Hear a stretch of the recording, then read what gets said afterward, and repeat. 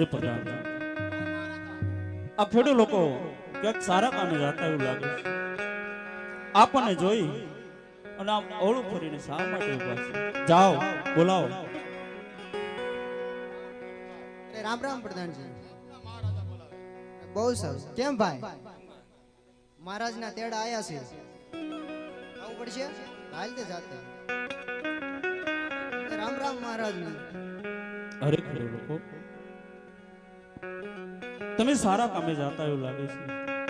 અમને જોઈ અને આમ એકાએક અવળું ફરીને શા માટે ઉભા છે? અરે નહીં મહારાજા, અમે આપને દેખીને અવળું ફરીને નથી ઊભા. અમે તો અમારી વસ્તુ ઘરે ભૂલ્યા હતા તે માટે અવળું ફરીને ઊભા હતા. અરે ખેડૂત લોકો, તમે શા માટે જૂઠું બોલો છો?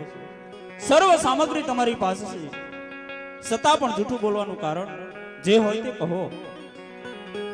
કેમ ભાઈ? મહારાજ તો કે બધું તમારી સાથે છે છતાં પણ જૂઠું બોલો છો. હવે લે તો કહેતો જ જાતો. અરે મહારાજા, આપને જો સત્ય કહીશું તો ખોટું તો નહીં લાગે નહીં. અરે ખેડૂત લોકો, મને પુત્ર કરતા પ્રજા પ્યારી છે, માટે જે હોય એ સત્ય કહો.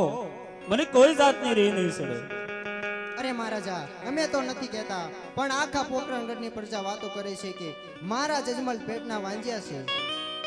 અરે નહીં ખેડૂત ભાઈઓ, લાચા લક્ષ્મી સગુણા. હા મહારાજા. અરે ખેડૂત ભાઈઓ, તો આમાં તમને અપશુકન ક્યાં દેખાય છે? અરે હા મહારાજા, આપની કેવી વાત પણ સત્ય છે. આપને લાસા લક્ષ્મી સગુણા જેવી ત્રણ દીકરીઓ છે, પણ મહારાજા ક્યાં સુધી? આજ પરણાવો તો કાલ પોતપોતાના સાસરે ચાલી જાય. અરે મહારાજા, જો બાડો બુલબુડો અને લૂલો લંગડો જો પુત્ર હોય ને મહારાજા તો રાજ ચલાવે, નહીતર એક દીવને સમજે મહારાજ રાજને તાળા દેવાય. હા ખેડૂત ભાઈઓ, તમારી વાત કેવી સત્ય છે.